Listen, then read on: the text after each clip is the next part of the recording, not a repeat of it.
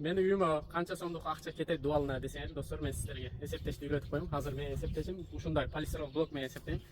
Qarangizlar. Play Marketda строительный kalkulyator degan program bor. Shuni ko'chiramiz. O'sha joqda fundament dela hisoblasa bo'ladi, barni hisoblasa bo'ladi. Bizga hozir stena.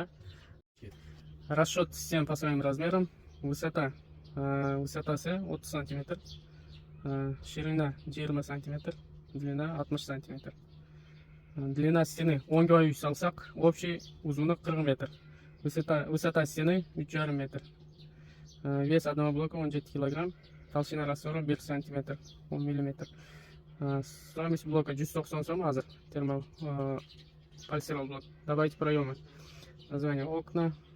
Терезелерді жазабыз. Бұл жақта терезенің размері 1,5 га 1,60 көбінше. Терезе ушундай размерде болады. 5 терезе. Добавить список, добавить проем. Эми эшиктерди. Дегел 1,20 га 2,500.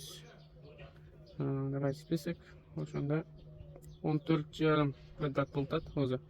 Ошо эшик тереземиз. Ошондо общий биздин квадраты үйдүкө 125 квадрат метр болот. Толщина стены 20 сантиметрлик блок ушундай колотот. Ошондо количество блок 664 штук блок кетет. Количество блок кубе, объем раствора, канча раствор кетишин дагы жазылат. Весин дагы жазылат. Стоимость блок 126 000 сом. Площадь проемов 14,5 квадрат метр. Терезе эшиктерди баарын квадраты ошо 14,5 метр болот. Kimga ушундай пайдалуу маалыматтар керек болсо, мага катталып коюңуздар. Ушундай видеоларды чыгарып турам. Дагы кандай видео чыгарышымды жазып кетиңиздер комментарийде.